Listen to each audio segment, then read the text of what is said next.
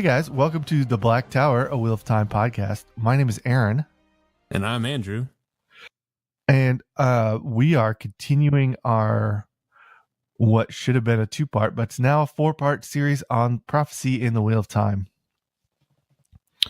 Now, before we get started, I am going to give you your spoiler warning, which is just that when we're talking about all kinds of shit, including all of the books. So if you haven't read everything, you're probably going to get spoiled and some things are going to be revealed that you haven't read yet. So if you're not willing to forego the pleasure of reading something for the first time yourself, maybe today isn't the day for you. Yeah, you're in danger of having things prematurely revealed. Nobody likes that. Nobody likes premature revelations.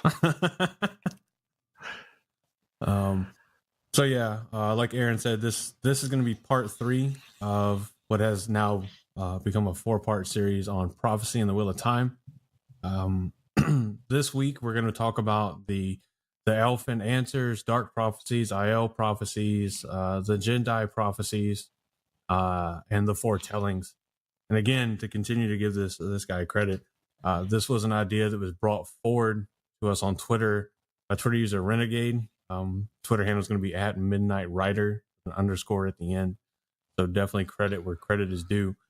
We happen to already be thinking about it, but like you said, I think in the last 2 episodes, it was just a good, okay, we've both been thinking about it, and someone has suggested it. You know, the wheel weaves the wheel weaves, my bro. My brew? My dudes. My bros. So yeah, and let's just take a minute to talk about how awesome that Twitter name that is, Midnight Rider. It's fucking rad. Oh, yeah. I mean, Undercover Fade. That would be a good Twitter handle as well, Undercover Fade. Yeah, that would. Myrddraal on the DL, that's what that is. I know, right? I mean, they hide in plain sight, So we're going to jump right in with the Aelfinn answers. We get there by way of the Stone of Tyr when Rand and all of his friends have finished conquering the Stone of Tyr with Aiel help. They discover there's a whole cache of it's not just Agrael, but it's basically anything that's magical. They've got a cache of magical objects in the basement. Anything that could be connected to the One Power or is seen as connected to the One Power is down there. And I'm not sure who discovers it first, but there's a red twisted doorway that is said that when you look at it, like the corners don't connect right and everything seems weird. But it leads to the door. Right. If I tried my hand at carpentry, this is what it would look like. A hot mess. And it leads to the land of the Aelfinn, who give truthful answers to 3 questions. We know for a fact that Rand, and Moraine have all gone through this doorway and gotten answers to questions. You want to talk about that section with oh yeah, I got it there. So we're not going to get to the dreams in this episode, but in the Wolf Dream, Perrin travels to this large metal tower, and say her name for me. Bridget. Yeah, Bridget tells him that that's the Tower of Genji, and that it's a doorway to the lands of the Aelfinn and the Aelfinn, and that the way to beat them is to break the rules that we find in a game called Snakes and Foxes. And the rules, we see this whenever they step through the doorway, and there's have you brought, you've brought no fire, no music instruments, no iron, everything. That's the rules from the game. Courage to strengthen, fire to blind, music to dazzle, and iron to bind. They actually reference, with the old agreement is to not bring fire, musical instruments, or iron, and then in return they'll give you, you know, your 3 questions. You can ask 3 questions and get 3 truthful answers. But the realm of the Aelfinn and Aelfinn was known as Sindal in the Age of Legends. So this has been around for quite a while. I mean, obviously by the name of, you know, the old agreement and the fact that these Terangral have been around for quite some time, because nobody can make them in the current age. Yeah, not these ones anyways. Yeah. Well, it's not until like Egwene and Elaine and you know, the Tower in Exile start researching these things a lot that they rediscover how to make Terangral and Sibylender, which I know I'm saying wrong. Credular? There you go. That's, I was so close, right? Right. But it's mostly small stuff that they can figure out how to make. Like Elaine figures out how to make the little dream rings that can send you into the Terra Unrealed. I know I just butchered that, but the world. That's why I just say the world of dreams, because we both know I can't say that word. I need like a soundboard that just has like all the words I can't pronounce, so I can just press it like some like robotic Microsoft like text to speech voice. Or like Siri can just be like butchering it for us. Right. So we're just going to talk about the Aelfinn answers, because the Aelfinn, they don't actually give you any kind of a prophetic answer or anything like that. They give you some like kind of an object. It's like, they give you genies. They give you something that you need. Yeah, I think Matt, they give him memories and then the spear and the fox medallion.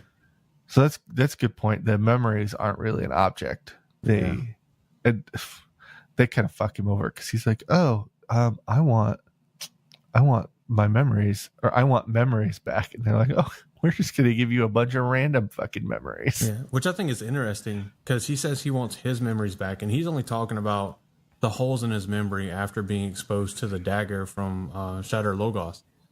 And what they actually give him are the memories from his previous incarnation. Well, that's one theory. I think it's probably not. I think it's probably not true, because we see some of, if you look at all of his memories put together, sometimes he remembers being in the same battle on multiple sides of the battle.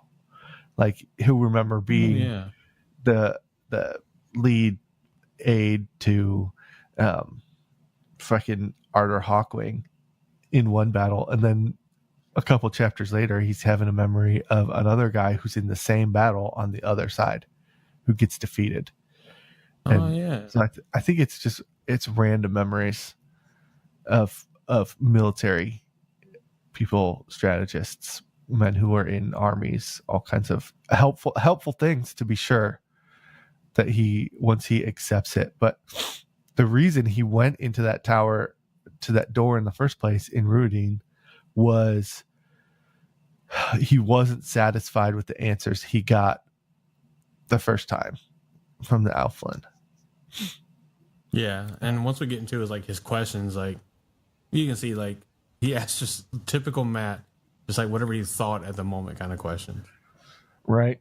And like you said, it's like a genie in a bottle type thing, where you're like, oh shit, that wasn't a wish. I did not.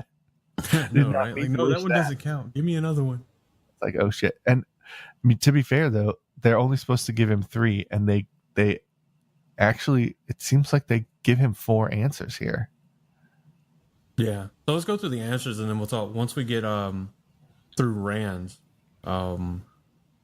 I think they even reference a potential cause for it. But yeah, let's go through Matt's questions and answers.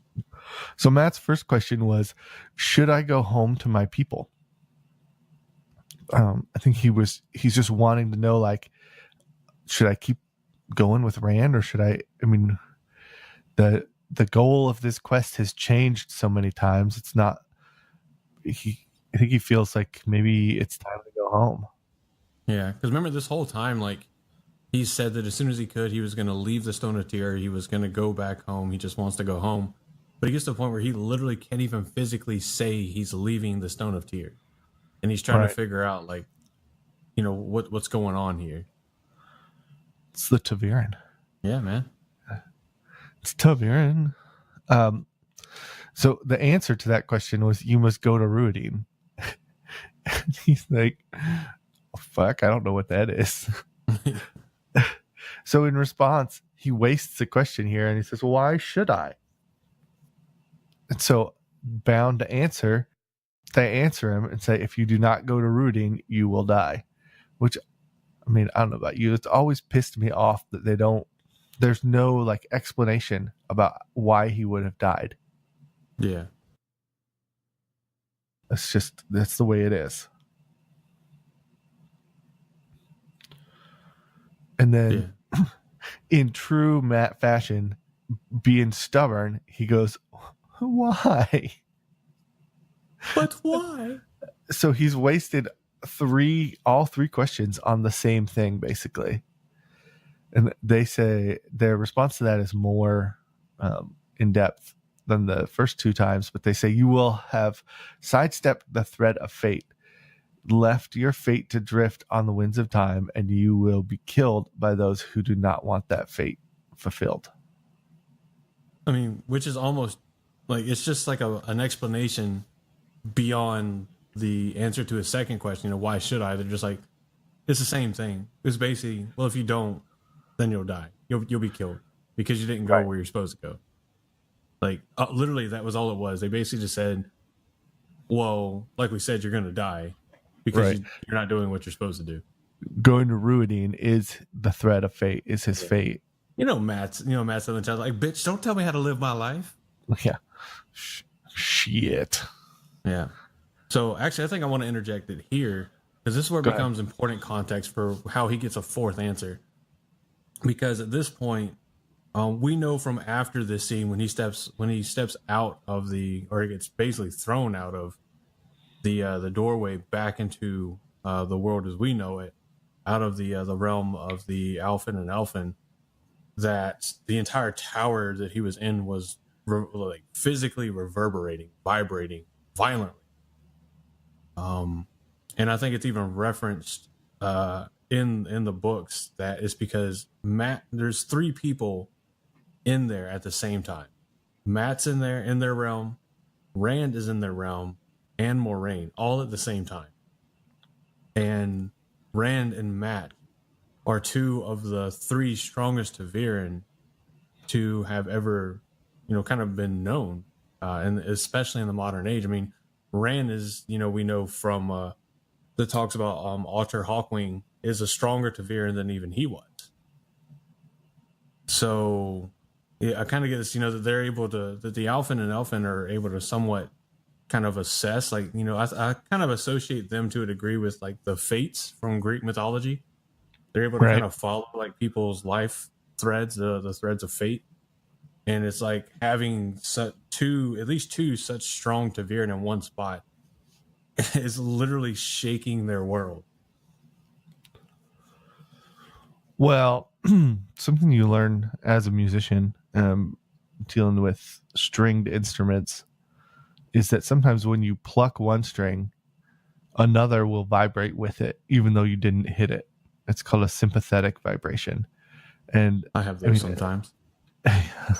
So they're not always good. But that's just what it reminds me of, is these two strands of really strong Taviran in the Wheel of Time weave are together in this like strange world at the same time, and it's almost like a resonance kind of thing. Yeah, they're resonating, and it's really fucking with the whole like bubble universe that they're in. This tower can't even handle me right now. Can't even handle my swag. Brock, can you handle the bass I'm dropping right now? Oh my god. So everything's fucking up, and I think it there even describes that it's like everything was shaking inside the tower and they were kind of freaking out. Yeah, they're freaking out. They're like, you have to leave now. So he demands to know his fate, even though everything's going to shit. And they continue with, I guess, what could be considered an answer to the last question, if you want to be technical about it. So they say, to marry the daughter of the Nine Moons, to die and live again, and live once more a part of what was, to give up half the light of the world to save the world. Go to Ruhedin, son of battles. Go to Ruhedin, trickster. Go, gambler, go. That last part sounds like a bad, like, superhero show, like, slogan. Like Go, from gambler, the 80s. go. Yeah. With the freaking Go, wire gadget gambler. animation and Yeah. like Casio keyboard music.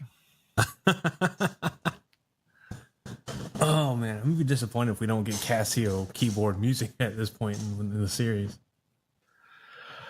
So I mean, we've already discussed some of the prophecies that revolve around Matt from the Koreathon cycle, and some of those mention Matt and his marriage to Tuon, who is the daughter of the Nine Moons, who's mentioned here. And he knows that the Aelfinn never lie, and what they say always happens.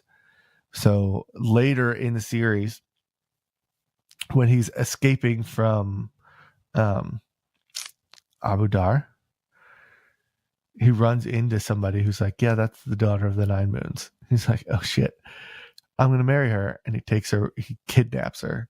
You know, that's how you win a woman's hand in marriage. I know.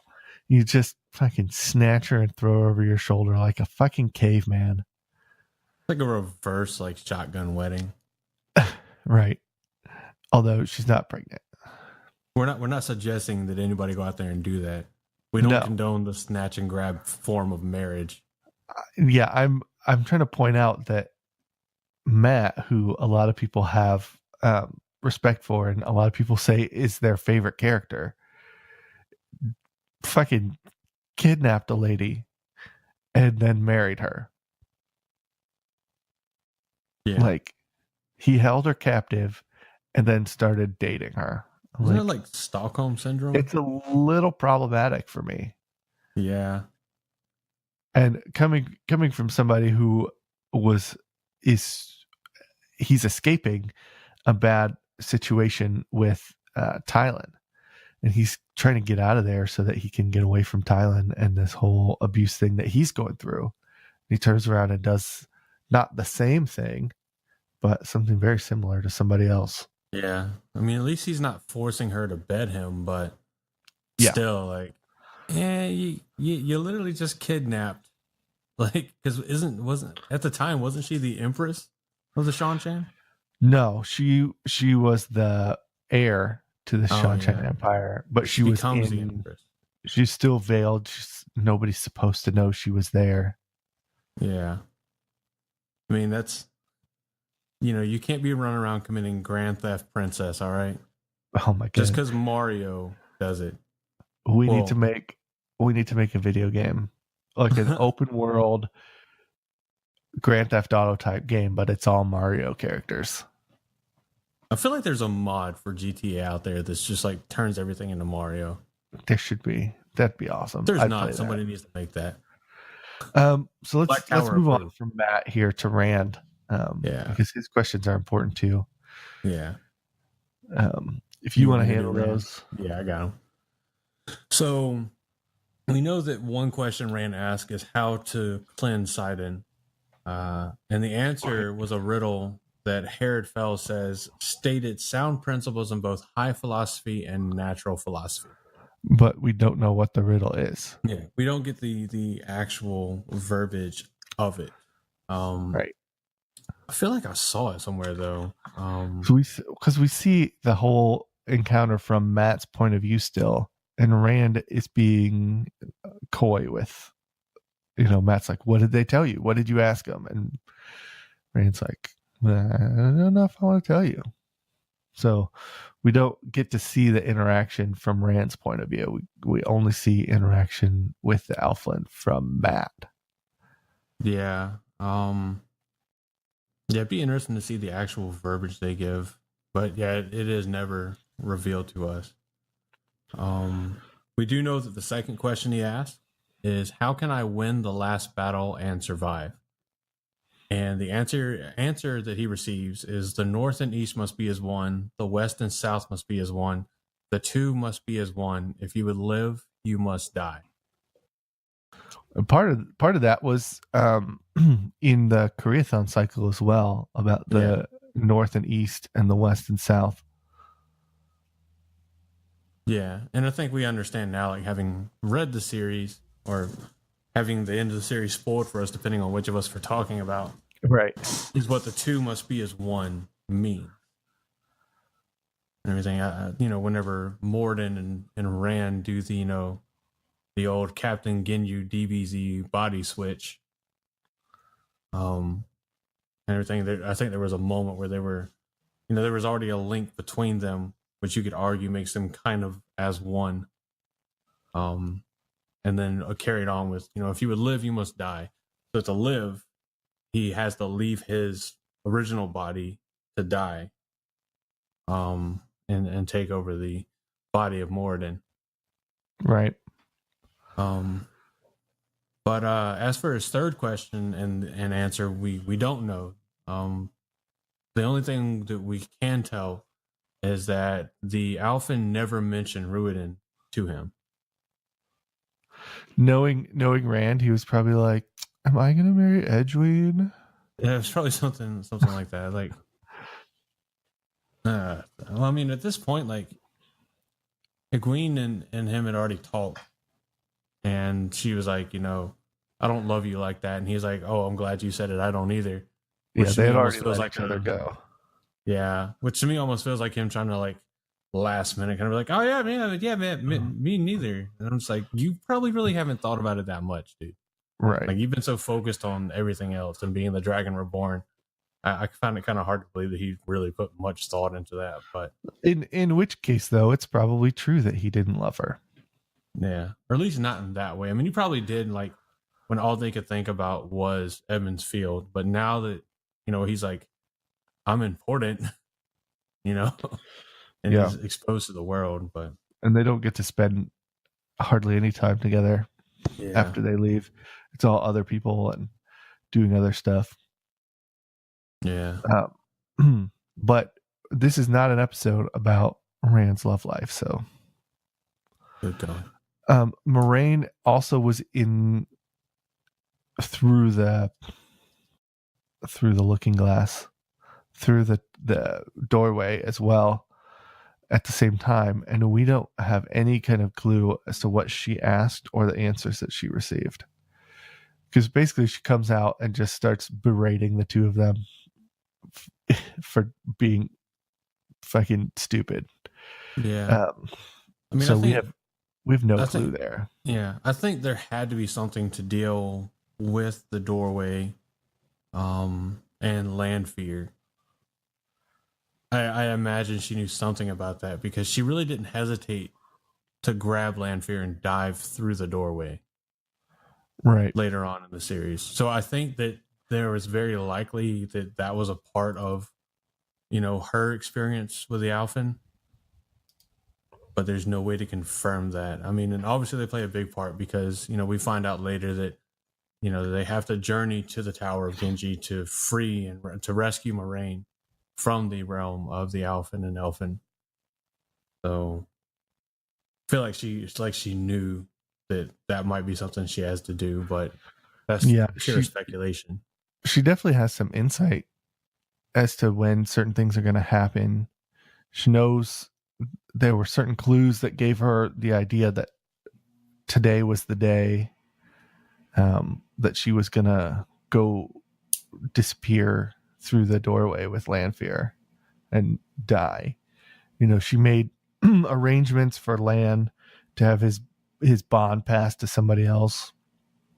She did all this stuff, and I think she knew it was coming, and probably some of the knowing came from the questions that she asked, but we're never given those, which is odd, because Robert Jordan loves to foreshadow the shit out of everything. Yeah. So I actually think that's a bit refreshing to leave Moraine's Q&A session as, kind of like a mystery. But I think it definitely impacted how, later on when she kind of swears to, follow Rand. I think it definitely impacted that for sure, because there's an obvious sense of urgency and desperation about her needing to be around and helping Rand, which could have been a rehash from those questions as well. But we'll probably never know. Now that Robert Jordan's dead, we'll never know. Let's move on. We spent like 20 minutes on this one. Let's do that. We're talking about the Aiel prophecies, which I think just at the top, it's funny. I think Rand and some other people all discount the Aiel prophecies because they're not the Koreathon cycle. They're like, oh, well, you have your own prophecies. That's cute. We have this massive, like, what did they say? It was like 300 pages or something. Yeah. Like if it was all written down, it'd be like 300 pages. Yeah. This massive document. Yeah. But I think everyone kind of does that. The Aiel are like, well, those are your prophecies, not ours. And, right. The Sea Folk do the same with the Jendai prophecies. And the Shan-Chan have their own version of the prophecies as well. Yeah. So the Aiel prophecies concern the coming of the Akkad, which is translated carrot corn, candy corn, which means he who comes with the dawn. Yeah, I think that's translated from the old tongue, probably. I think so. So it, the first kind of bit that we see is from the Great Hunt, about chapter 28 or so. And the first excerpt we see is, when the Trollocs come out of the blight again, we will leave the threefold land and take back our places of old. We also see one of the old prophecies says that if we ever fail the Aes Sedai again, they will slay us. And then it says, we will know him when we see him, for he will be marked. He will come from the west, beyond the spine of the world, but be of our blood. He will go to Ruidin and lead us out of the threefold land. Under this sign, the ancient Aes Sedai symbol, he will conquer. And it's all just confirming and foreshadowing things that Rand is going to do for us or for them. And it gives us a little insight into, or it's starting to get us used to the idea that the Aiel came from a different group of people way, way back before the breaking, who served the Aes Sedai, and they at some point failed them. And that's all revealed in Ruidin when Rand sees these visions in the glass towers. But yeah, all that's just, it's signs and things to reveal when the time is, so they would know when he was coming. Yeah. You want to hit us with what we see from the Dragon Reborn book? So in chapter 34 of the Dragon Reborn, prophecy says, when the stone of Tyr falls, we will leave the threefold land at last. It says we will be changed and find again what was ours and was lost. Again, it's definitely hallmark back to what Rand sees in those visions, that about the Aiel having at one point followed the way of the leaf. That obviously changes them. That's lost knowledge to the whole of the Aiel. Yeah. Chapter 39 of the Dragon Reborn, Aiel prophecy says he was born of Fire Dice May, which is the maidens of the spears. Blood of our blood mixed with the old blood raised by an ancient blood, not ours, which is a mirror to something in the Koreathon cycle, the Prophecies of the Dragon, talking about how he will be born of a maiden, but raised by the old blood. But raised by the old blood. Yeah. Now, here's something that I just literally just in the past, well, as you were reading it, thought about. Is it references three? To me, I almost feel like it references three different types of blood. Right. If you want to put it that way. Mm-hmm. It says blood of our blood, which is interesting because Rand's biological mother was not actually by blood Aiel. Right. But, with the way the Aiel work, being adopted into the Fardaris May, what they consider her the family basically of blood. Then it says mixed with the old blood. I wonder if that's talking about how she's basically adopted into their blood, but is of an old blood herself, because she was his actual biological mother was nobility, I believe. I want to say she's a Demodred. She's somehow related to Moraine, and then by extension related to, like cousin type related to Elaine. Mm-hmm. But the blood of our blood, I think, is a reference to his biological father, who was. I think that's the old blood for sure. So the old blood then is his mother, who is an ancient house in Andor, and then raised by an ancient blood. So go ahead. Sorry, no, it's his dad, Tam Althor. So here's my thought. So his mother's name was Tigraine Mantir, and was the daughter heir of Andor. Before she became a maiden of the sphere. Right. She left because of a foretelling, I think. Mm-hmm. And so, and that would mean, I'm trying to read this to make sure I'm reading it right. So, and she was also the mother of Galad, the Modred, which actually makes him Rand's half brother. Right?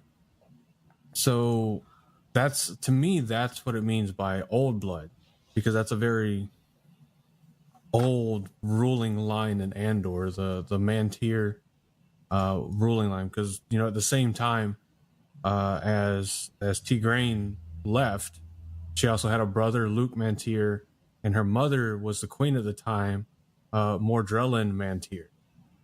And we know from what we've seen of Andor that these ruling families have a very long bloodline. And obviously it gets mixed in with the Demodred bloodline as well.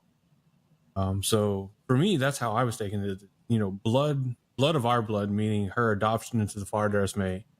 The old blood, meaning her blood from the ruling family at the time, the Mantir family from Andor. And then raised by an ancient blood, not ours, for me is where Tam comes in, being of Mantheran blood. Hopefully that makes sense. I think so. And you're right. She did. She had Galad, and then she disappeared into the waste, where she remarried. Yeah, that the old blood could be a double meaning with Rand's father being Aiel. Yeah, well, it says raised by an ancient blood, I believe, is the reference to his adopted father. Yeah, raised by an ancient blood, not ours. That explicitly excludes Aiel, meaning that he's not going to be raised by an Aiel. Right, and it's somewhat confusing because the whole series they refer to the blood of Manetheren as the old blood. But here they're calling it ancient blood, and old blood would be the royal house of Andor. Yeah. So moving on to the Shadow Rising, here in chapter 25, we see a reference says, the stone that never falls will fall to announce his coming. Of the blood, but not raised by the blood, he will come for Rúdin at dawn and tie you together with bonds you cannot break. He will take you back, and he will destroy you. Again, there's that blood again. and another reference to the Stone of Tyr, Yeah. the stone that never falls. Mm-hmm. And then whenever Rand and Matt emerge from Ruiden, they're cresting back up the mountain where everybody's kind of staging and waiting at dawn. Right. And it's funny if you're reading, that's a Rand point of view chapter. When you're reading it, Rand specifically has the thought, like, we need to hurry up so that I arrive at dawn, which is one of these instances where he's read these prophecies and he's read some of the other prophecies, and he's trying to manipulate things so that he fulfills them, or so that he fulfills their expected version of them, like what the Aiel expect. He's like, if I show up at dawn, then they're gonna think that I'm the real deal. Yeah. And I think that's where it ties in with, tie you together with bonds you cannot break. Because based on Giotto and the concept they have of their prophecies and knowing what's coming, and how they've been, actually sent forth people from the Aiel society to look for the Caracorn. Candy corn. The king of corn. Once they see that, he fits everything, and be like, you're the one that's foretold, we will follow you. And that's kind of pretty much where, and we'll get into the next chapter reference. But after the next chapter reference is pretty much where the Aiel prophecy stopped. Right, because it's all focused on identifying him. Yeah. And that's it. It's like, let's identify him and get you to the point where you're following him, and then fate will take over from there, kind of thing. Right. He will take you back and he will destroy you, is a reference to returning them from out of the threefold lands into across the spine of the world and back into the regular. The Dragon Wall. Yeah, that's what it is, the Dragon Wall. I mean, it's the spine of the world. You're not wrong. It's just like a lot of things has multiple names. Okay. I think Spine of the World is also the name of a ridge of mountains in the Forgotten Realms series, which is a whole different thing. He will take you back. He will destroy you. Reveals some things that he learned in Ruidine, and it breaks the Aiel apart. Yeah. I think that's clarified in the next section. In the next one, it says in the Shadow Rising, chapter 34, he shall spill out the blood of those who call themselves Aiel as water on sand, and he shall break them as dried twigs. Yet the remnant of a remnant shall he save, and they shall live. Yeah. And I don't think that means that it's, when it gets to talking about as dried twigs, I don't think that means that they're easy to break. I think it more so means that for him, not coming from this tradition with the Aiel and, the teachings from the clan chiefs, that, this is, because as he's talking, all the clan chiefs are like, yo, dude, shut the fuck up. We don't talk about this. You can't do this. Right. But for him, he's like, this is a matter of fact. He's like, I'm proving that I am he who comes with the dawn. And he even cites them, from the prophecy that, like, this was going to happen. This is me breaking the Aiel, and only those that can withstand it are going to be able to stay and follow.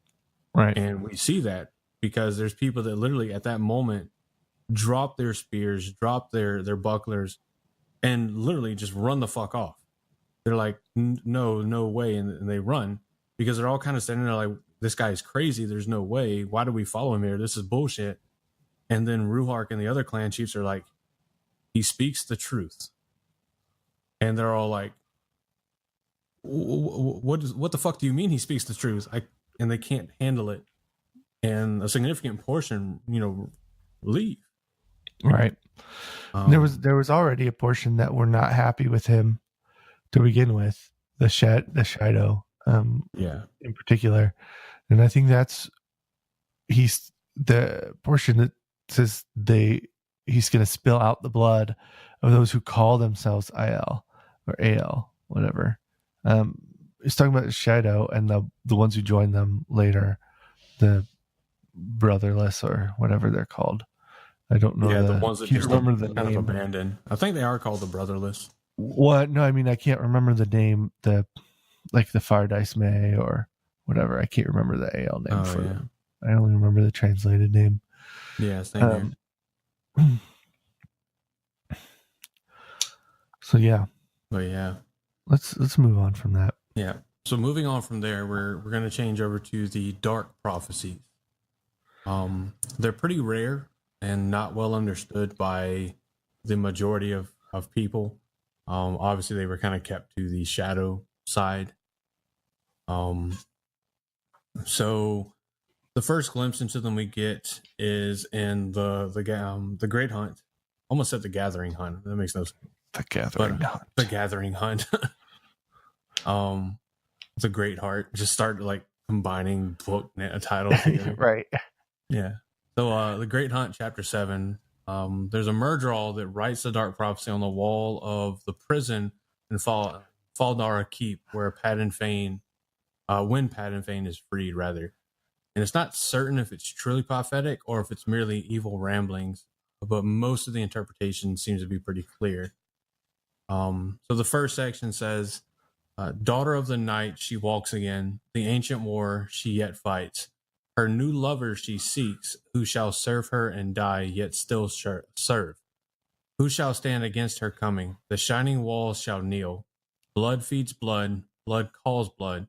Blood is, and blood was, and blood shall ever be. I don't even know what to say to that. Yeah. Like, some of that seems like wishful thinking. Yeah. Well, I mean, think about it. It's the dark prophecy, so it's all going to be the stuff that has to happen for the shadow to be successful, right? Right. So it's not necessarily things that are going to happen. Yeah. We know Daughter of the Night is Lanfear. Mm-hmm. And it's basically saying, like, Lanfear, remember this chick that you all, like, feared? Yeah, well, she's back. And it says her new lover. But for her, it's the same lover. She sees Rand as a loose Theron. Right. And the Shadow's like, no matter what, he's gonna serve her. And it's like, well, who could stand against her? And then it gets into the shining walls shall kneel, talking about Tar Valon.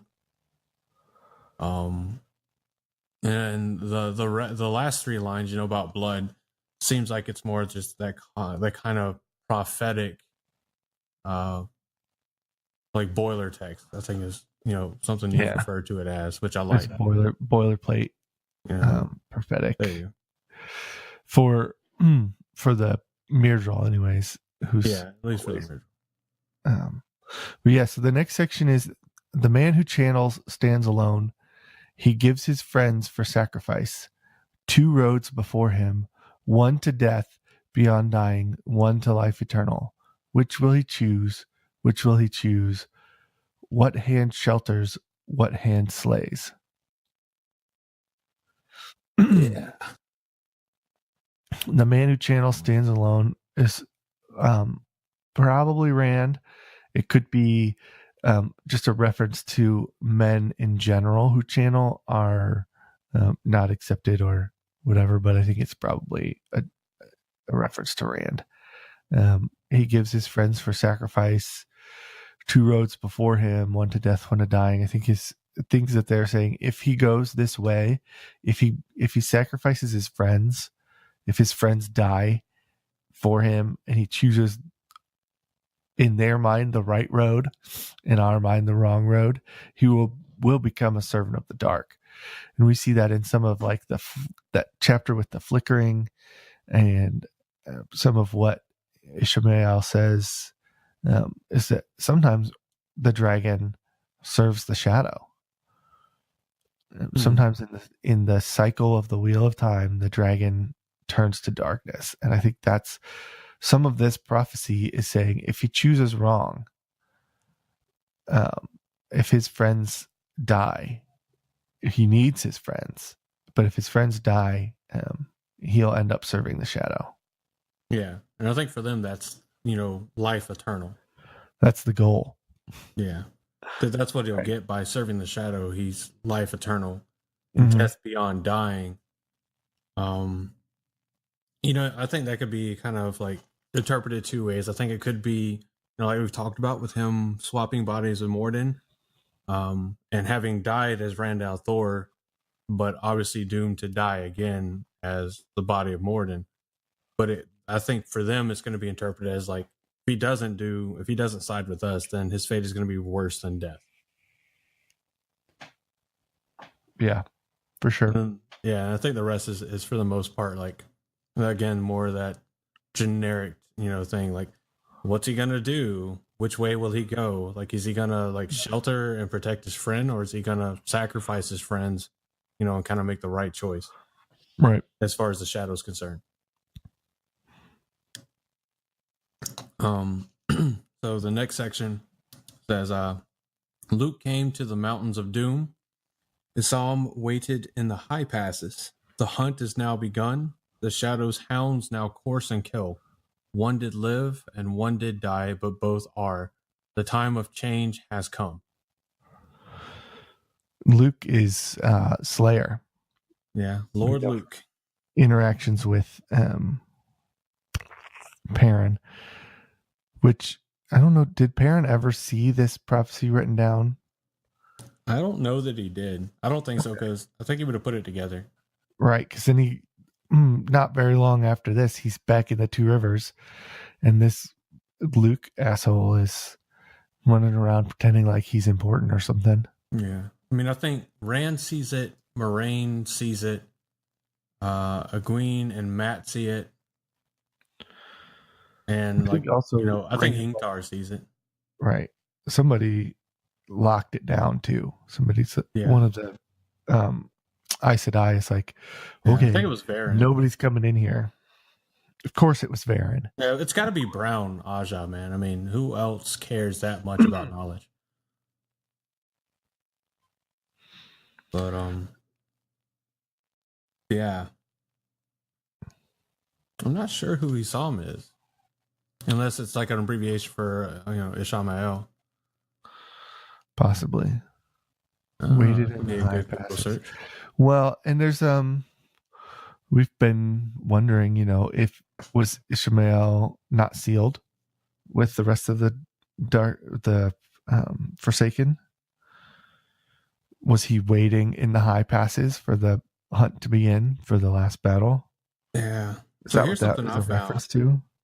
Here's something I found. So remember them talking about I can't remember if it was his brother or not, but Lan had a relative named Isam Mandragoran.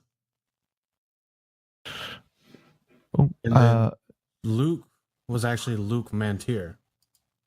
So it's like a merging of the souls of Isam Mandragoran and Luke Mantir. Who, if you remember back from 20 minutes ago, Mantir is that royal house that Rand came out of, right? Yeah, I think that was the brother of Tirgain, Rand's biological mother. Yeah, I'm looking at it right now. It says that Lady Tirgain was the daughter of Queen, whatever that word is, and the sister of Luke. That's the important part. Yeah. We're talking about Luke, right? Yeah. So this is like, I can't remember exactly his relation to Lan. Google, help me out.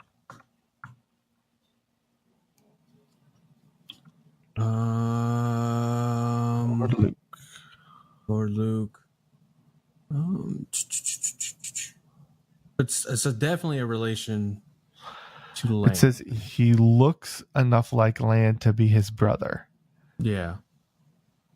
That's what we're going off of, but I don't think it's ever spelled out. And it might just be that Lan is from a royal house, and so is Luke, and there was probably some. So I think he's the son of Lane and Brian, and is a cousin to Lan. That's what the Encyclopedia-WOT is saying, and he makes up one facet of Slayer. Right. But Slayer is known as the man with two souls.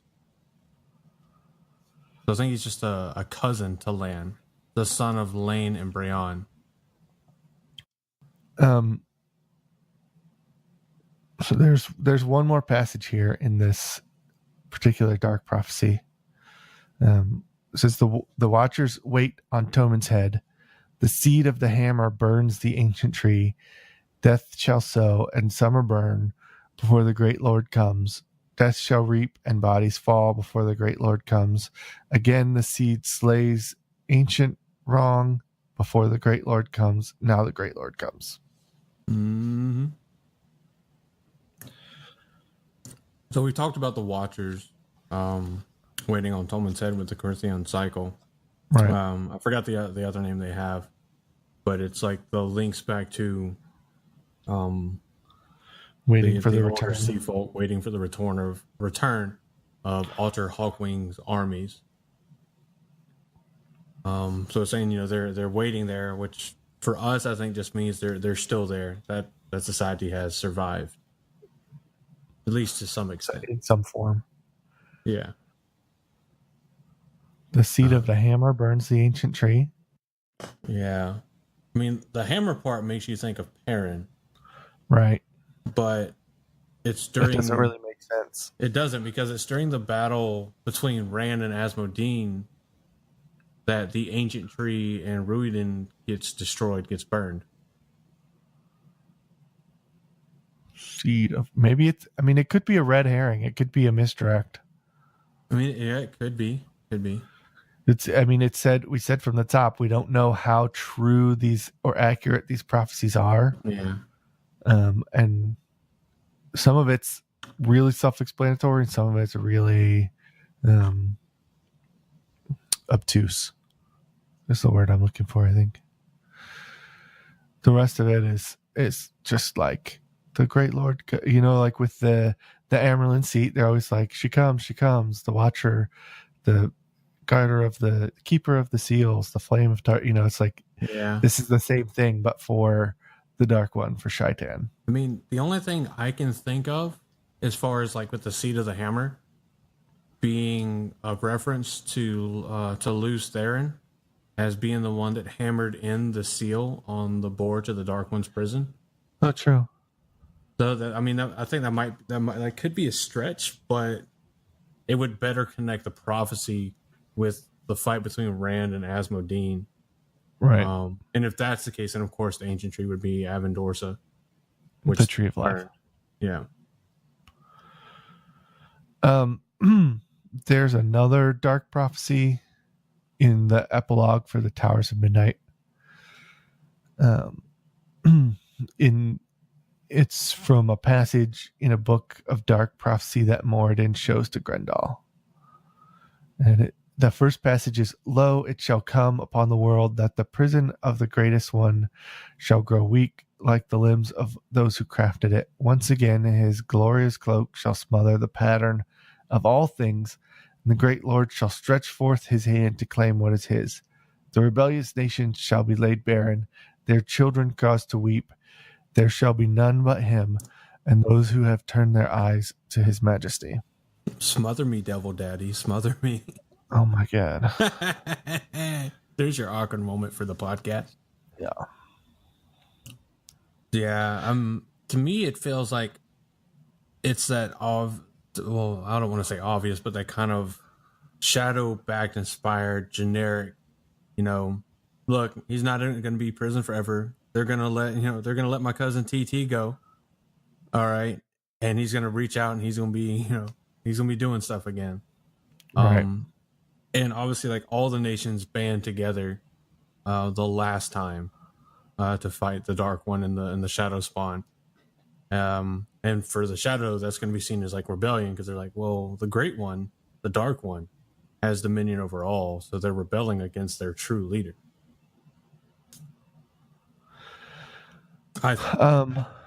Yeah, and I think we can just move on to the next part here, because it's... Yeah, I got you. In that day when the one-eyed fool travels the halls of mourning, Mourning, and the first among vermin lifts his hand to bring freedom to him who will destroy, the last days of the fallen blacksmith's pride shall come. Yea, and the broken wolf, the one whom death has known, shall fall and be consumed by the midnight towers, and his destruction shall bring fear and sorrow to the hearts of men, and shall shake their very will itself. There's a lot of name calling in this section. Yeah, it's like the one-eyed fool is a reference to Matt. Yeah. The halls of mourning, Mouring. Yeah. What is that? The halls of Do you have mourning. any insight there? Trying to think. I mean, there's the potential that could be the reference to when he stepped through the Terrangrel at Ruiden and was talking to the Aelfinn. Because they all seem like very somber, all kind of evilish vibe. I imagine they'd be like the snake. I think they're the snake component of the Snake and Foxes game. Mm-hmm. So maybe that could be it. Because I can't think of any other time where he's like walking around anywhere that fits that kind of description. Yeah. It's obviously important because it goes there twice, but the second time he goes there with Tom. So the official breakdown is that the one-eyed fool must be Matt, but it's not clear what is meant by the halls of mourning. Yeah, like I said, that's my best guess would be, the section, because I think there's more than one towers. Because we get to the part where it says,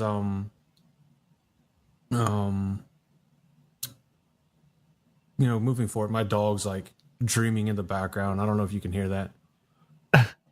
Where like moving a paws. Yeah. And well, what I'm saying is like when it talks about like, oh yeah, sorry, I thought you were like talking about the prophecy. Yeah, well, she just like does this like little. Oh, she's chasing a little rabbit or something. Yeah, she's chasing something in her dreams. She's running through the halls of mourning right now. That's cute. But to skip from the halls of mourning down, because I think it might be connected. It says the one whom death has known shall fall and be consumed by the midnight towers. I think that could be a reference to Moraine, being that she kind of died fighting Landfear to an extent, and so I think that maybe the midnight towers is a name for the towers that the Aelfinn and the Aelfinn reside in. There's another thought here, right? So if you want to back up like a half a sentence or whatever. Oh yeah, dude. It says the last days of the fallen blacksmith's pride shall come, meaning Perrin, right? He's the blacksmith. Yea, and the broken wolf, also Perrin, the one whom death has known, shall fall and be consumed by the midnight towers. Would that be Hopper? And I think the midnight towers is a reference to the Shanchan. Oh yeah, I could see that. Well, because there's so many people that we could take of his death as known. There's Hopper, of course, with it, and that's just a follow on from the back to back references to Perrin. There's Matt, who has died, and was kind of last minute saved by Rand. Right. There's Moraine. I don't know. I mean. And which one of our adventurers cannot be said that death has known them? Like, yeah. I think given the text of consumed by the midnight towers, if we operate that's the Shanchan, then it would make sense that the one whom death has known would be Matt.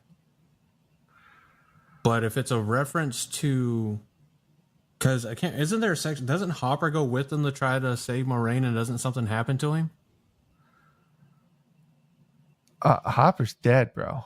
Yeah, I know, but I'm R.I.P. Hopper. Yeah, I can't remember. I don't know why. You mean in the Wolf Dream or the Land of Dreams? I think I'm actually just talking out of my ass right here. It's possible. I do that a lot. I do too, especially on this podcast. Sometimes it stinks worse than other times, but there you go. There's that 5-year-old humor for you. Yeah, right. Because clearly we don't know what this means. Let's leave this for somebody who knows to maybe send us a tweet or send us an email with an explanation of what that means. The passage about the one whom death is known and shall be consumed by the midnight towers. Oh, yeah. Oh, I just found something. Towers of Midnight is a fortress complex in Empharal, a city in Shanchan. Yeah. Has 13 towers. Anyway, yeah, I think you're right. Let's move on. That's what made me think of the Shanchan, but Yeah, I didn't I know if forgot it was about literal midnight towers or if it's talking about a figurative And I type think of that thing. means the one whom death is known as Matt. Okay. Wait. There's a last sentence here. And then shall the Lord of the evening come. He shall take our eyes, for our souls shall bow before him, and he shall take our skin, for our flesh will serve him. He shall take our lips, for only him will we praise. And the Lord of the evening shall face the broken champion and shall spill his blood and bring us the darkness so beautiful. Let the screams begin. O followers of the shadow, beg for your destruction. Big. Let the screams begin. Let the bodies to the floor, bro. How messed up is that? Yeah. I think the first part, it says, and shall let the Lord of the evening come. I think is a reference to Rand as the Dragon Reborn, Lord of the Morning. Right. Well, no, the counterpart. So this would be his counterpart. Yeah. Shaitan. And so when it gets further down, I think the in between there is kind of like flavor text too. But Lord of the Evening, I think is a reference to Morden and the broken champion being Rand. And I think it's interesting here that it doesn't specify. It says, and shall spill his blood and bring us the darkness so beautiful. It doesn't necessarily say that the Lord of the Evening or the broken champion are winning. It just says, that they'll face each other and that they'll spill his blood. It doesn't say which one, which I think is interesting that maybe the shadow isn't even confident who's going to win. Right. And I think they've interpreted that the dark shadow spawn, whatever, the mirror draw, and they've interpreted that to mean that the Lord of the Evening is going to spill Rand's blood, right? And bring the darkness. Which isn't wrong. He does, but right. But it's wish fulfillment. It's an interpretation based on what they want to hear and not what's actually true. Yeah. My stupid squeaky chair. Sorry. So I think that brings us to the foretellings. Foretellings. I'm just gonna put this out there. We might read some of these and just move on from them because it's like so the first one is a foretelling by Diendra from the Shadow Rising chapter 26. During the breaking, Diendra has a foretelling that leads the Aes Sedai to make the eye of the world. Yeah. I think that's pretty much enough right there. Right. So things like that, we can read it and say, yeah, we get it, and move on from it. Yeah. Because the foretellings are a lot more clear than the prophetic. For the most part, the foretellings are more clear than the prophetic texts. Yeah. So then we get to ones by Elida Rowan, who we know eventually becomes the Emerald Seat. Spit. I know, right? From the Eye of the World, chapter 40, it says, "This I foretell and swear under the light that I can say no clearer. From this day, Andor marches toward pain and division. The shadow has yet to darken to its blackest, and I cannot see if the light will come after. Where the world has wept one tear, it will weep thousands. This I foretell." And then directly to Rand says, "This too I foretell. Pain and division come to the whole world, and this man stands at the heart of it." I think she was still at the royal court in Camelin, right? Yeah, she was. And the queen was asking, can I trust this man? Is he telling the truth? And so that's why she kind of triggers her talent. Triggered her visions. Elida was triggered. She got triggered. But, she's not my Amerlin, so I don't care. Not my Amerlin. Hashtag. I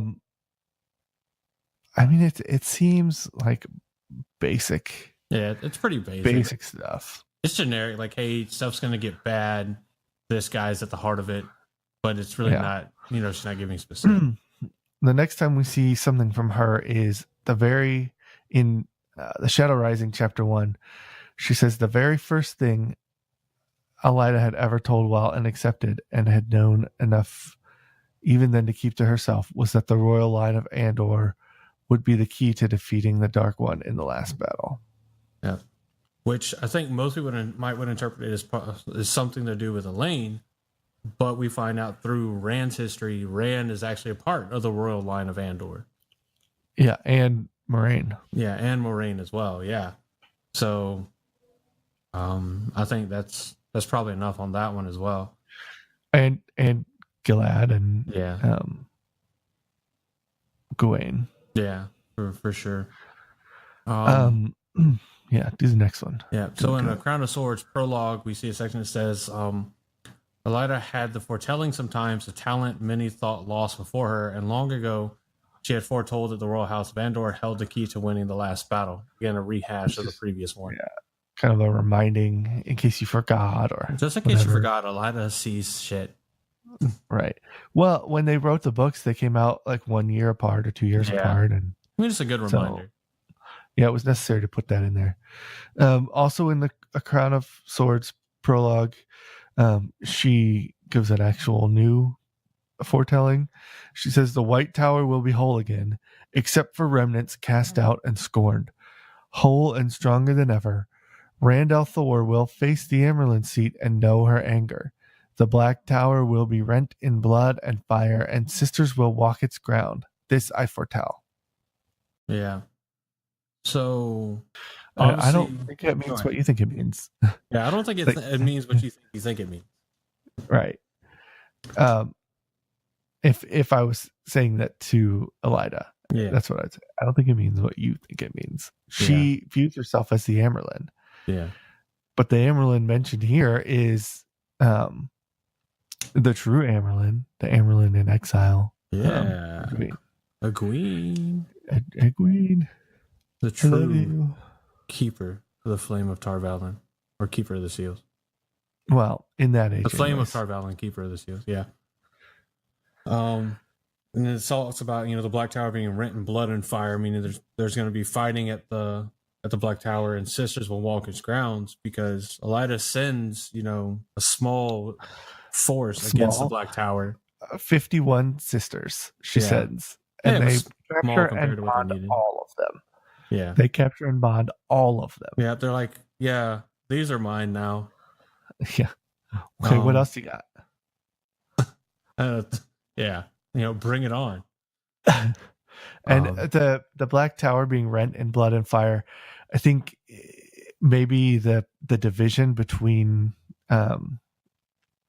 Rand and Mazrim Taim, Stewart Taim is trying to take over everything for himself, and Logain kind of steps in and helps out Rand and is kind of his advocate, while Rand is kind of away doing all kinds of other stuff, cleansing the taint and whatnot.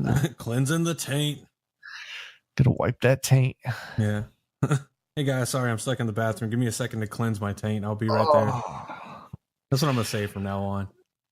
I'll be out in a second, or a day and a half. Yeah.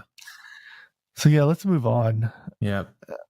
So the next one, did I read the last one or did you? You read the last one? I did. I read the last one. So the next one is from Guitarra Moroso, and this is in New Spring chapter 2, and also referenced in the Great Hunt chapter 8. It says, he is born again. I feel him. The dragon takes his first breath on the slope of Dragon Mount.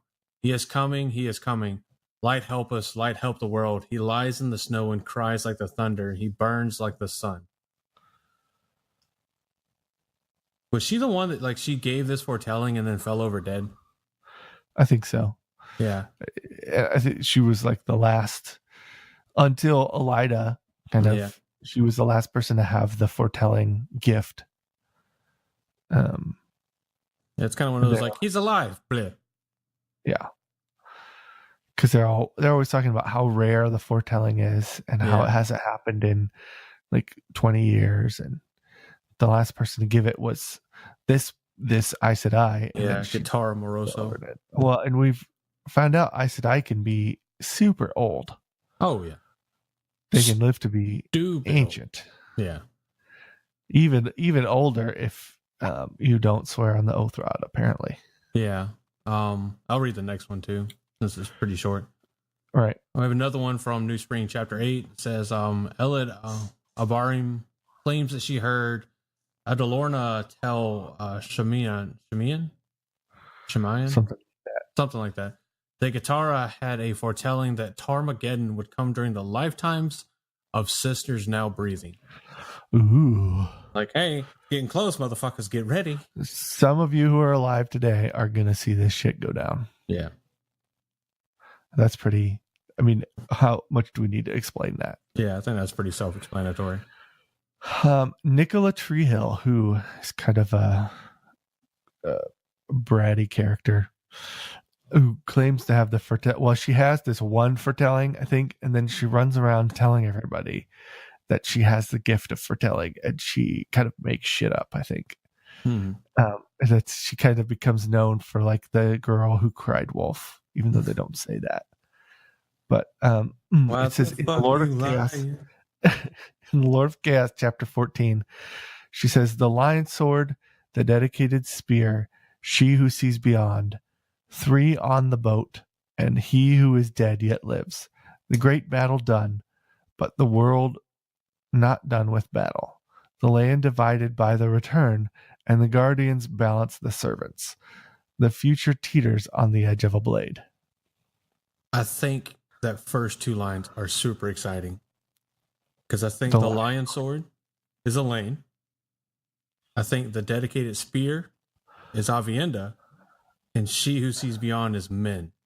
Yeah, that would make sense. And it talks about 3 on the boat, and he who is dead yet lives, meaning ran after he swapped bodies with Moradin. Right. And because it says the great battle done, but the world not done with battle. Meaning like the big one's done. Right. Yeah. But like we see it, like anytime a great leader dies, like Augustus Caesar, what is that? Why do I feel like I just said the wrong thing?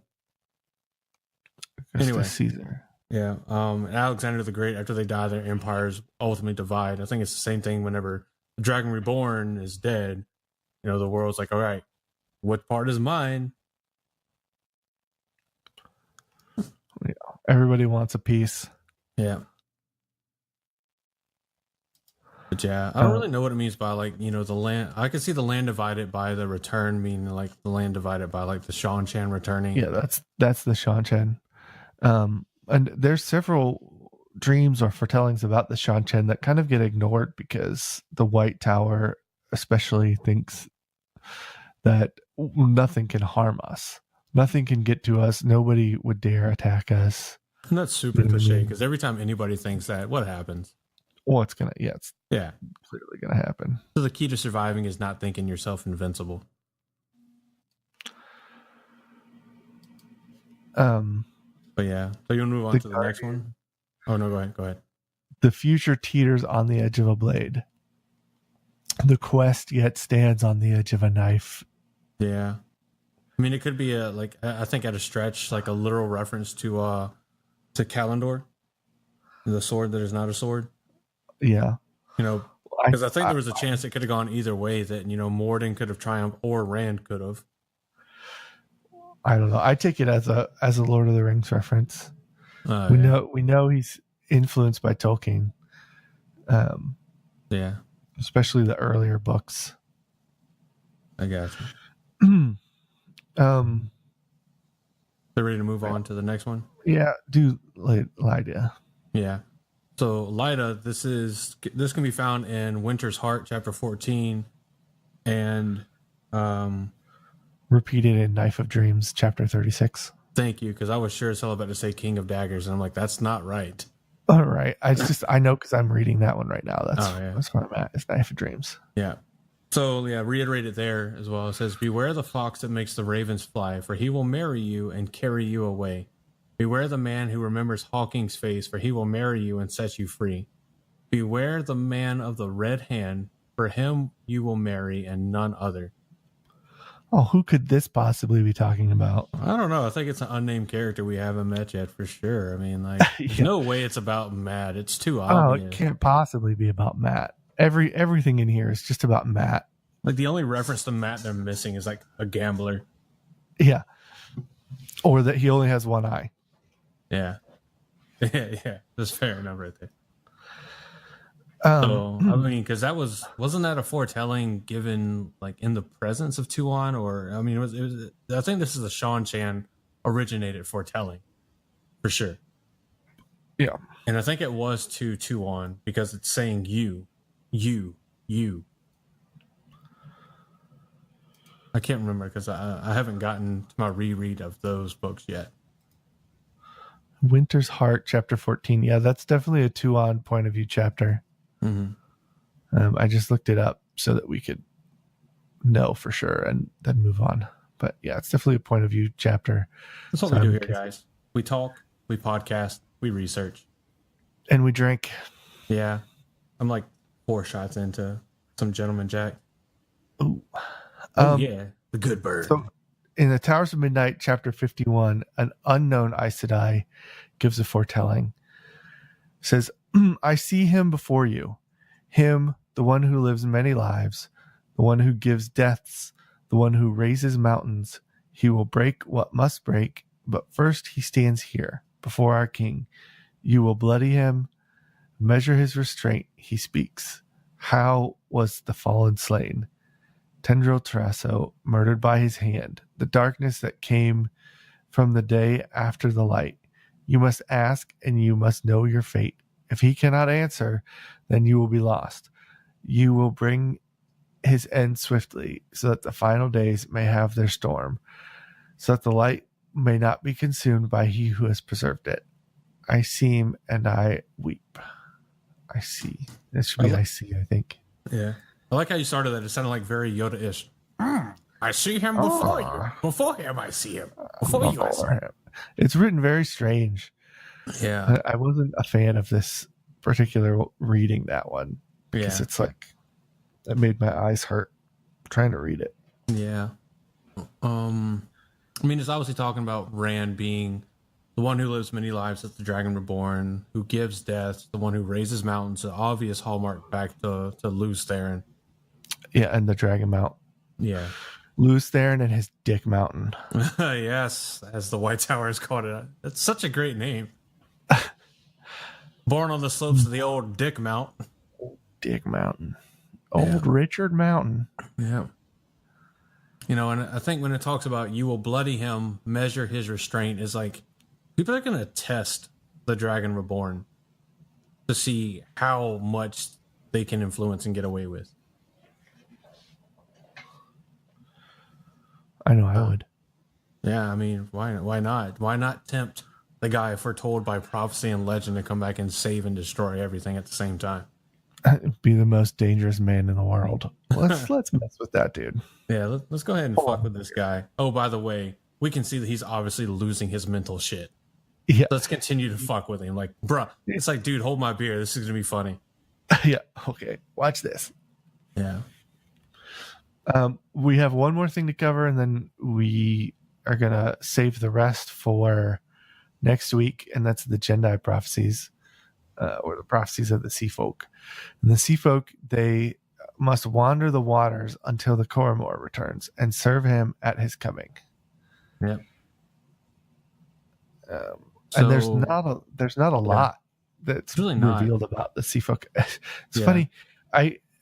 Everybody, whenever I'm on Reddit or I'm online looking at what people are saying, people are like, oh, who would you rather see cut out of the TV show, or who do you want to see less of? And everybody says the Sea Folk.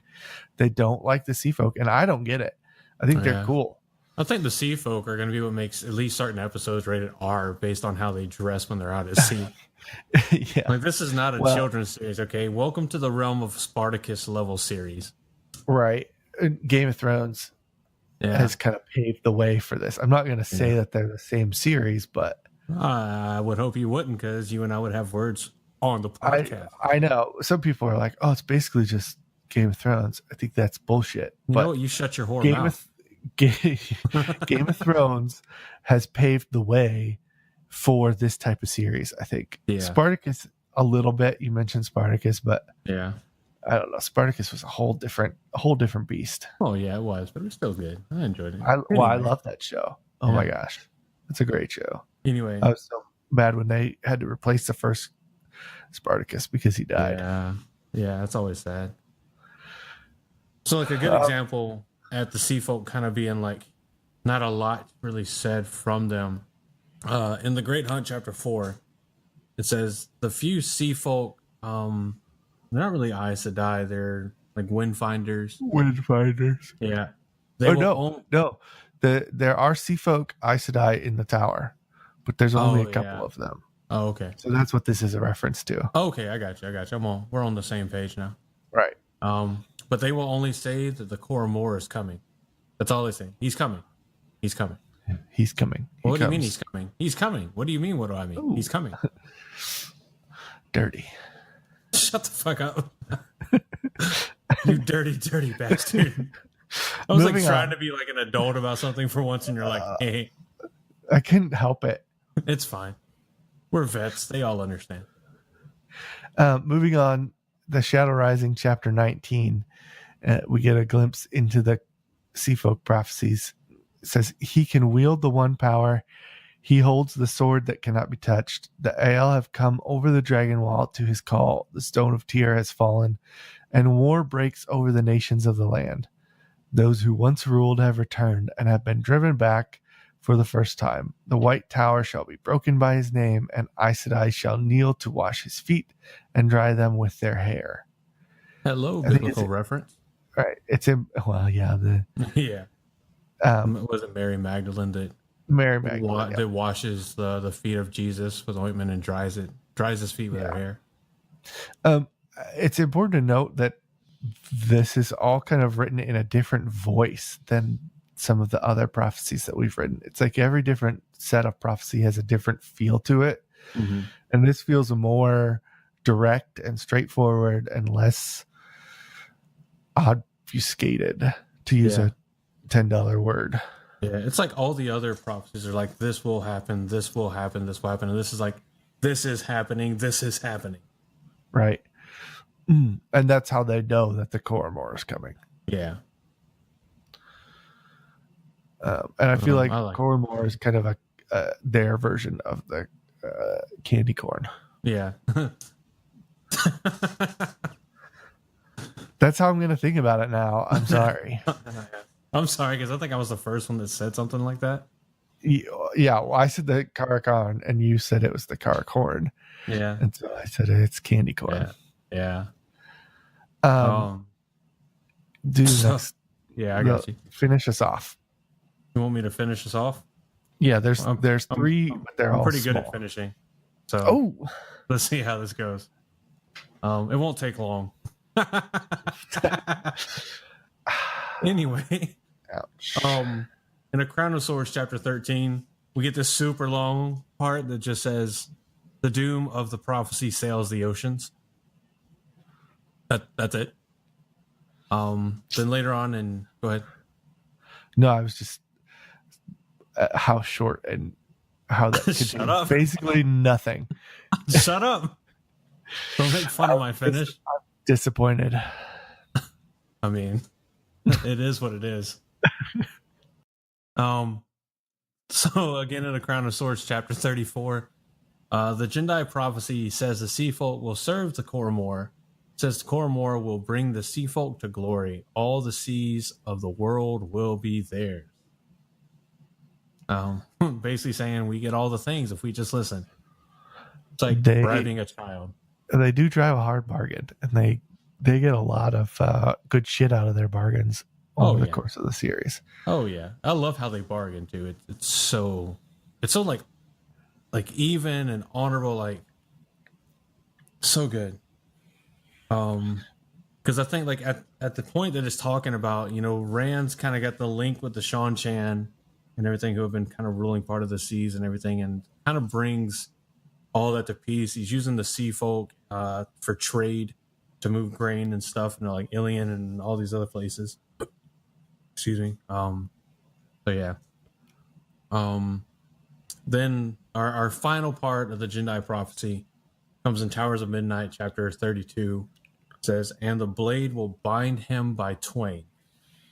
And we don't mean Mark Twain. Mark Twain? Yeah. Some dude with like white hair and a mustache trying to look like Albert Einstein. I think Twain, isn't that another way to say two? Yeah. To be part, cut in twain means cut in two. So interesting is blade is actually capitalized. The B for blade is capitalized, which I think references back to Kalendor, the sword that cannot be touched, the sword that is not a sword. Right. And bind him by twain. Again, there's so many references now that we look at least this section of prophecy and the Corinthian cycle as a whole, that it's almost like, how could we miss the body switch coming up? Yeah, it's definitely foreshadowed like as much as he possibly could. He was like, if I foreshadow it one more time, everybody's going to know and they'll stop reading the books. Yeah. No, he's and I think that's really cool that he's able to push the boundaries of, hey, this is how it's going to end, but without giving it away. Because it's spread over a lot of text. Yeah, and we've kind of just cherry picked through and picked out all of the things that apply to what the topic we're talking about, right? Yeah. So it's a lot of, I forgot how many words it was. It's a shitload of words. If you've read the whole series, all 14 books and a prequel, it's like, it's thousands and thousands of words. I think it's like in the millions. Yeah, to give you an example, I think the one chapter that covers the last battle in the last book, that one chapter is longer than the entire first book in the Harry Potter series. Just to give you an idea of how many words are in just one chapter. Yeah, I'm looking this up now. It's like a word count breakdown by book. And the shortest is like just under 250,000 words. With that one being the this is the path of daggers, yeah. Right. With the longest being the Lord of Chaos, peaking at about, I think it's just under 400,000 words. It's not what I was looking for. In just one book, 400,000 words in one book. So, I mean, these little tidbits are like sprinkled throughout this series. Yeah, because 12 books alone is 3,430,682 words just from the first 12 books. Yeah. So I think the entire series is well over 4 million. Yeah, it's a lot of words and it's a lot to consume. And then it just always blows my mind the people that are like, yeah, I've reread this series like 10 or 15 times. Yeah, because there's A Memory of Light. There's a chapter in the Final Wheel of Time that has 50,000 words and contains as many as 70 to 80 point of view characters. Yeah. I think that's the one I was talking about that's longer than Harry Potter and the Sorcerer's Stone. Yeah. Or the Philosopher's Stone, depending on where you buy your books. Yeah. But yeah, that pretty much all wraps up the Aelfinn answers, the Dark Prophecies, the Aiel prophecies, Foretellings, and the Jendai prophecies. Yeah, it's a lot. Yeah. So go ahead. We kind of bit off a lot when we thought we were going to handle it all in 1 or 2 episodes. We were like, this can't be that much. And as we compile and research, we're like, oh fuck, this is a series. Started doing show prep and re-rating sections, and it's just a lot. And we wanted to do it right, but even then, there's still parts of it that we couldn't prepare for because it was just so much. Yeah, and just to give you guys like a little bit of like kind of behind the scenes knowledge, we do like obviously we do an outline for every episode so that we have the reference material. Right. This is I feel like it's pretty I feel like it's pretty obvious yeah when we're reading from the outline and when we're not. yeah. I mean, this was a 6-page outline, and that is what we've talked about here. The next episode that covers visions and dreams is a 12-page outline. Yeah. But which is why we split it in two. Yeah. When I say visions, that's like men's viewings rather, and dreams. Yeah. So I think there's a lot of that a lot of that we can just kind of like skip over. Right. But we still wanted to put all of the effort into everything gets a fair shot. Outlining it and researching and making sure that everything is represented. And then in the moment we can decide what is or is not important to talk about. Here at the Black Tower Podcast, we want to bring you the most accurate quality content that we possibly can. And sometimes it requires disregard half of it. Yeah, disregard half of it. And then we mispronounce the other, like at least a quarter of what remains. Yeah, we mispronounce a lot of stuff. Yeah. You're welcome, guys. And we know it. So, I mean, we know that we're not saying everything right. Yeah. Whatever right is. And I want to say you are free to like tweet us with corrections on pronunciation, and we try to remember it all. But I mean, with characters alone, there's over 2,600, so it's kind of hard sometimes. And Robert Jordan, I feel like he fell into this thing where he kind of formalized how to create names because he didn't want to use a lot of names that exist in our current culture, our current age. And so it was like, I don't know if you've ever seen, there's a movie, Gentlemen Broncos. And there's a scene in there where this fantasy author is giving a workshop at like a seminar that he's giving. And the workshop is how to create names. And it's like, think of the name that you want and then add one of these 10 suffixes to it. And it's like, the character that he's talking about is Bronco. And he's like, change the name to Broncanus, and now it's a fantasy name, or Bronchinus, or bronchitis. Broncanus. The broken anus. Yeah, well, it's like, so there's like a set list of random things that you can plug into a name in order to change it and make it into a fantasy name. And I feel like Robert Jordan developed kind of a methodology for creating names and then just kind of hit shuffle on names until he got what he wanted. Like a random name generator. Yeah. No, and some of those exist for Wheel of Time names. Oh yeah. Because there's a whole group of people out there who are writing fan fiction for Wheel of Time and they need names. Uh-huh. But enough about that. We should probably wrap it up. We're at an hour and a half. Yeah, it's always good to wrap things up. Wrap it up. Yeah. All right. Sex is always good sex. Oh god. But yeah, so again, by the time you're hearing this, it'll be your last chance to submit questions for the Collision of the Two Towers episode we're doing, the Christmas crossover with the White Tower podcast. Jen and Jess have been fantastic in coordinating with us, and we're super excited to do that and bring that to you guys. So make sure that you can tweet your questions to us or message them to us on Twitter. We are at Tower Podcast on Twitter. You can email them to blacktowerpod@gmail.com.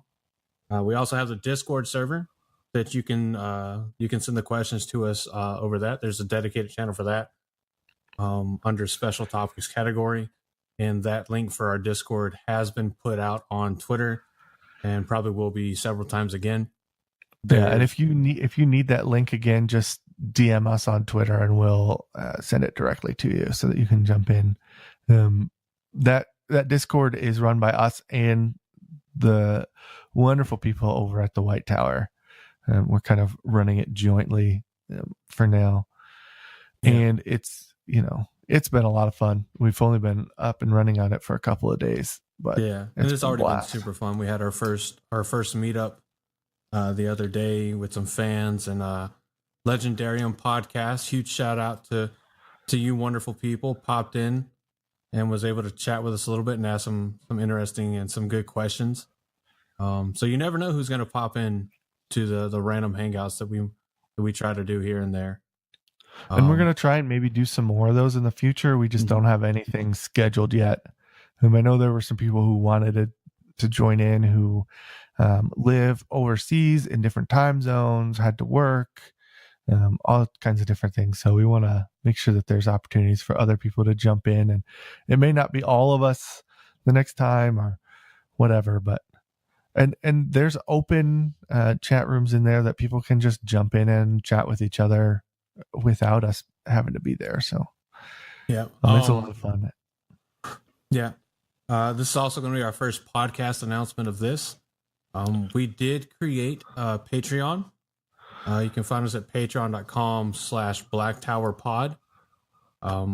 Again, the goal there is, hopefully to get up to about $50 a month. And that covers our costs for hosting and recording, and the potential for some to be left over for maybe some equipment improvements to, hopefully increase the sound quality and recording quality. We're working on setting up benefits for the different tiers. There's 3 tiers right now. There's the $1 soldier tier, the $5 dedicated tier, and the $10 Ashaman tier. And at that $1 tier, you have the opportunity to record the spoiler warning for our podcast. And as they come in and as we record podcasts, your voice will be the one doing the spoiler warning and letting everybody that listens know, hey, if you haven't read everything, it's going to be spoiled. So hopefully that's exciting. And we're continuously working on trying to figure out some more stuff to do, some benefits for our Patreons, and stuff. And, we're going to try to at least do maybe some early access content on Patreon. There might be some exclusive content. It just depends on the ideas that we can think of that are suggested, that what we're able to physically do for you guys. Just not obligated, sure. We're not, like begging for assistance or anything like that. Just if you enjoy it and you have it and you can, definitely feel free to do so. And we will be adding benefits to that being done. So don't worry if you do it now and there's no benefits there. When those benefits come around, we know, because we'll put them up, and you'll still be obviously entitled to those. You're not going to lose out on them just because you helped us out before we put the benefits up. Right. I think it's important to note that neither of us is in this for money. We're not trying to be professional podcasters who do this for a living. Obviously for us, I think. Yeah, obviously. I mean, we are trying to provide the content that we do at a quality level, just because we're both the kind of people who like things to be done right. Yeah. But we don't make any money. We haven't put any ads on the podcast. I know a lot of people do advertising to make up money, and we just didn't want to do that. Who knows what? I'm not making any statements about the future, but yeah, we don't want ads on, and it would there's some hosting fees involved in putting this together and keeping it up, and we would really appreciate it if those didn't all have to come out of our pocket. So anything helps, and we've already got one person up on there. Yeah, we do. We haven't even really announced it yet. Yeah, Sunmi Edwunmi. Hopefully, I'm not butchering that name. Yeah, we might have to have them tell us how to pronounce that. Yeah. But it's Sunmade, I think, is the Sunmade 3000. I think so. But if you want to see any current Patreon or any other form of supporters on our Podbean page, blacktowerpod.podbean.com, there is a page that says supporters, and anyone that right now it says Patreon, but if we want them getting supported any other ways, I'm not sure about any of that yet, but anybody that supports us will put your name, whichever name you want us to put in there, we'll put on that page, and it'll stay up there, regardless of, if you support us one time or continuously. Yeah, so we're going to start contacting those people who do support us on Patreon privately and see if they are interested at all in recording or pre-recording our spoiler warning for upcoming episodes. Yep. But go and give that a check out if you feel so inclined. Obviously, we're not gonna we're not gonna look down on anyone that doesn't or anything like that. You get your questions in. Today when you're hearing this is the deadline for it, or the day this is released, the 14th of December is the deadline for questions for our Christmas crossover with the White Tower podcast, ladies. Yeah, and then any responses you have to any of this, feel free to put them through the same channels, the Twitter, the Facebook, YouTube, Discord, for the weekly follow-up for us to do on this, and we'll get it all out to you guys. Well, I think that's it for us, unless you have anything else, Andrew. I can't think of anything else other than, the generic, we love doing this. We love the fact that we have people that listen to us and enjoy it and everything. So, and definitely, if there's anything we can do to be better, anything you'd like to see us do or anything, just let us know and we'll do the best we can to get it done. Absolutely. I'm just going to say that for those of us here at the Black Tower, I'm Aaron. And I'm Andrew. And walk in the light.